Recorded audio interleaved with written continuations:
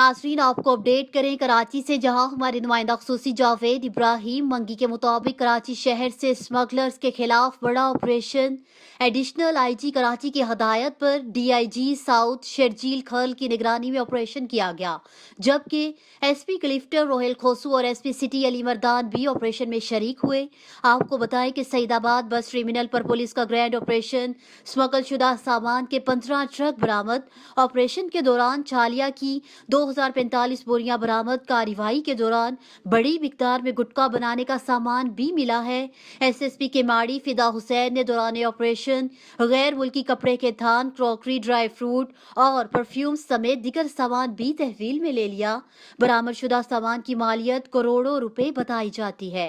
SSP फिदा हुसैन ने बताया कि सामान को कस्टम हुकाम के हवाले कर दिया गया और जांच पड़ताल का अमल जारी है, जबकि ऑपरेशन में 5 मशकूक अफराद को हिरासत में ले लिया गया है और मजीद तफ्तीश की जा रही है।